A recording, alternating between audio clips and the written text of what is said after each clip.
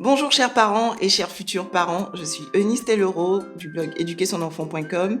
Je suis mariée, maman de 4 enfants et à travers mes capsules, je vous aide à réussir l'éducation de vos enfants. Dans cette vidéo, nous allons partager quelques principes pour éviter le gaspillage en famille. Les robinets sont-ils toujours bien refermés chez vous? Est-ce que les lumières sont éteintes dans les pièces lorsqu'il n'y a personne? Si oui, bravo. Et que vous avez des enfants et même plusieurs enfants, vraiment, bravo, chapeau. Vous pouvez zapper la vidéo. Mais regardez-la quand même. Et sinon, restez jusqu'au bout. Nous allons partager ces principes-là pour éviter le gaspillage en famille et voir comment les inculquer à nos enfants. En apprenant à nos enfants à ne pas gaspiller, indirectement, nous leur apprenons à bien gérer les ressources qu'ils ont. Nous leur apprenons à reconnaître la valeur de ce qui est mis à leur disposition. Nous leur apprenons aussi à reconnaître les efforts des autres pour produire ce qu'ils ont. Et nous les aidons à prendre soin de notre planète. Nous leur apprenons aussi à être plus soignés. Et la bonne nouvelle, c'est que cela contribue à réduire nos factures. Les ressources dont on dispose sont limitées. Et même quand elles sont renouvelables, elles ont une vitesse de renouvellement. Et si nous gaspillons plus vite que les ressources ne se renouvellent, à un moment donné, il y aura rupture de stock. Vous êtes un parent, tous les mois, vous avez votre salaire, par exemple, qui se renouvelle. Si vous dépensez plus vite ce salaire qu'il n'arrive, à un moment donné, vous serez endetté et vous aurez des problèmes. C'est la raison pour laquelle nous devons inculquer ces principes de base-là à nos enfants. En famille, il y a 3 sources principales de gaspillage. Il y a l'eau, il y a l'électricité, il y a la nourriture. Concernant l'eau, il faut apprendre à nos enfants à refermer les robinets, bien refermer les robinets, à chaque fois qu'ils finissent d'utiliser. Parce que les petites gouttes qui tombent constituent du gaspillage. Et si on met un seau, un jour, on pourra constater qu'il est rempli. Il y a aussi le fait de refermer le robinet pendant qu'on se brosse les dents. Ça, c'est un mauvais réflexe. Le robinet est en marche, il y a l'eau qui coule, et on est là, on se brosse les dents. Ou alors, pendant qu'on se lave, on est là, on passe l'éponge, et il y a l'eau qui coule, l'eau qui coule, l'eau qui coule. Non, il faut apprendre à nos enfants à refermer les robinets pendant qu'ils se brossent les dents, ou pendant qu'ils se lavent, ou pendant qu'ils se lavent les mains. Il y a aussi les toilettes à double chasse. Si vous en avez chez vous, c'est important que vos enfants sachent les utiliser. Lorsqu'ils laissent quelque chose de liquide dans les toilettes, on appuie la petite chasse et puis quand c'est plus solide, on peut appuyer toute la chasse pour que tout se vidange bien. Il faut aussi éviter le gaspillage de l'électricité en ayant des réflexes comme éteindre la lumière lorsque qu'on sort d'une pièce et qu'il n'y a personne, et ça, il faut l'inculquer à vos enfants. Pensez à éteindre les climatiseurs, radiateurs ou à bien les régler pour ne pas augmenter inutilement sa consommation d'électricité et produire plus de gaz carbonique aussi à l'échelle de la planète. Vous devez apprendre à vos enfants à bien refermer le réfrigérateur lorsqu'ils se servent.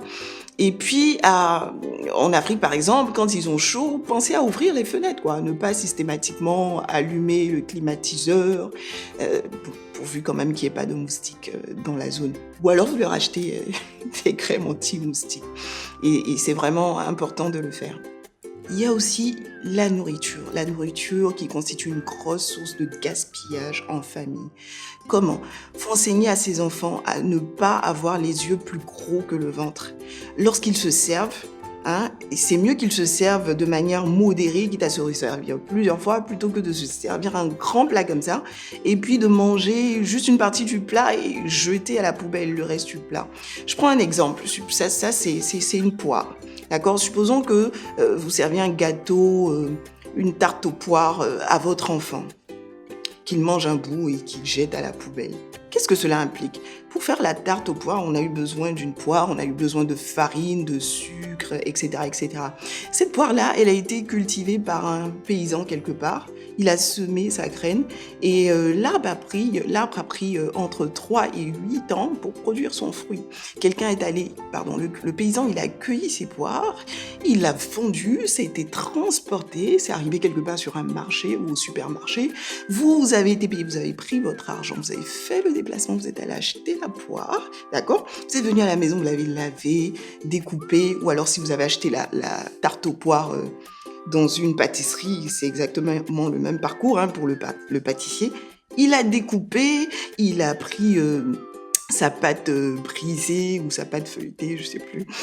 Il a mis dans le four, consommé du courant ou du gaz. On a produit ce beau gâteau-là. Vous voyez tous ces efforts en un claquement des doigts. Poubelle. Donc, c'est pas intéressant. À la limite, si vos enfants se servent, que ça arrive qu'ils n'arrivent pas à finir leur plat, bah, vous pouvez partager aux autres enfants ou manger vous-même. Après, j'ai pas dit de les obliger à terminer obligatoirement leur plat. Hein, et voilà, c'est pas non plus bien d'obliger les enfants à terminer leur plat. À la maison, il faut éviter d'avoir des fruits, des légumes qui pourrissent. Quand vous avez des fruits qui sont trop mûrs, vous pouvez en faire des smoothies. Ou alors, si vous avez des légumes, vous pouvez les cuisiner, les mettre au réfrigérateur. En le faisant, c'est indirectement des réflexes anti-gaspillage que vous partagez à vos enfants. Il faut éviter aussi de surconsommer ce qui est acheté. Supposons que vous achetez des goûters à vos enfants pour tout le mois et qu'en 3 jours, ils finissent leur goûter. Après, qu'est-ce qui va se passer? Soit vous serez dans l'obligation d'aller acheter des goûters pour eux, soit ils n'auront plus de goûter. Et quand on pense aux ressources, il faut penser à planifier, il faut penser le long terme. Parce que ce qu'on surconsomme à l'instant présent va nous manquer dans le futur ou va nous coûter davantage dans le futur.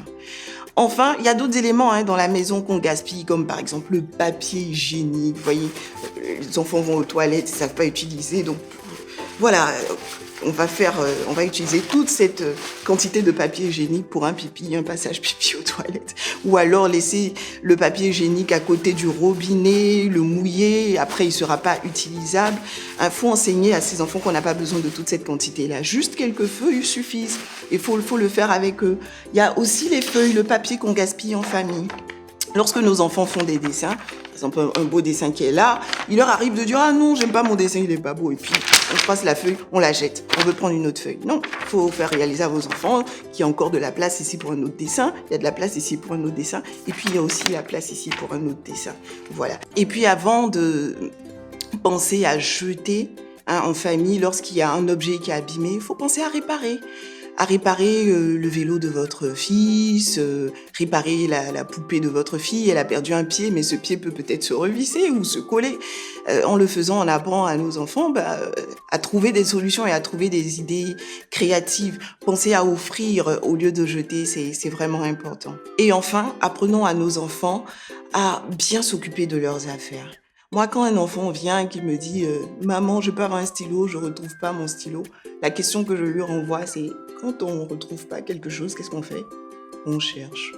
Va chercher ton stylo. » Donc, il sait qu'il doit prendre soin de ses stylos parce que chaque fois qu'il perd son stylo, je vais pas systématiquement donner un nouveau stylo. Et des fois, nous, parents, on a tendance à remplacer si facilement ceux qu'ils perdent. Bon, c'est vrai que c'est embêtant quand on doit réviser pendant 1 heure et que l'enfant prend 45 minutes pour retrouver un stylo, une gomme. Franchement, c'est pas toujours évident. Donc, par moment, ok, tiens ça, mais tu me rends mon stylo après, d'accord ?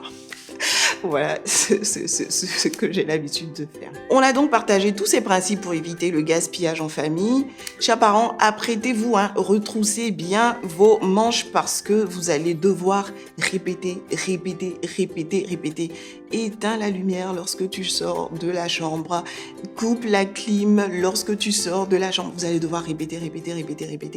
La répétition est pédagogique, tous les éducateurs le savent, pour que cela devienne de véritables automatismes chez vos enfants. Attention toutefois à l'avarice. On a parlé d'éviter le gaspillage, ça ne veut pas dire qu'il faut devenir avare. Vous allez me dire, ah ouais, cette vidéo elle est super sympa, mais tout ce qui vient d'être dit là, c'est mon mari ou c'est ma femme même qui doit éduquer les enfants, c'est elle qui laisse les robinets ouverts, c'est elle qui oublie d'éteindre la lumière, etc., etc. Si vous avez votre conjoint qui n'a pas du tout ces réflexes, ça sert à rien de vous chamailler devant les enfants. Moi, le petit secret que je vous donne, c'est d'éduquer votre conjoint à travers vos enfants. Quand vous parlez à vos enfants, parlez fort pour qu'ils l'entendent. Vous dites aux enfants, éteignez les lumières quand vous sortez des chambres. C'est important, d'accord, d'éteindre les lumières. Vous assurez que l'autre aussi a entendu. Et directement, vous serez en train de l'éduquer. Et si vos enfants vous sortent une phrase du style « Ah, mais papa, lui, il laisse toujours le robinet mal fermé », faut couvrir papa. C'est important d'avoir une équipe familiale soudée. Ou ça peut être maman aussi. Vous dites « Oui, mais maman, elle a beaucoup de choses dans la tête, elle est adulte. » Toi, tu es jeune, tu as un cerveau frais. Donc, tu dois retenir la leçon. Enfin, autre élément sur lequel je voulais attirer votre attention, c'est normal qu'un bébé gaspille, entre guillemets, mais il ne gaspille pas, il apprend. Quand un enfant mange, c'est un peu normal qu'il mette la nourriture partout, sur ses joues, ses vêtements, par terre.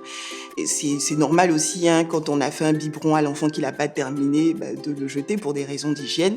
Tant que c'est utile, ce n'est pas du gaspillage. Voici donc ces réflexes à partager en famille. En tout cas, beaucoup de courage parce que ça demande de la patience, de la persévérance, beaucoup de courage. Il faut les répéter jusqu'à ce que cela devienne des automatismes pour nos enfants. Ce sera tout pour aujourd'hui. Si vous avez aimé cette vidéo, n'hésitez pas à la liker, à la partager et à me laisser en commentaire d'autres réflexes anti-gaspillage que vous connaissez. À très bientôt.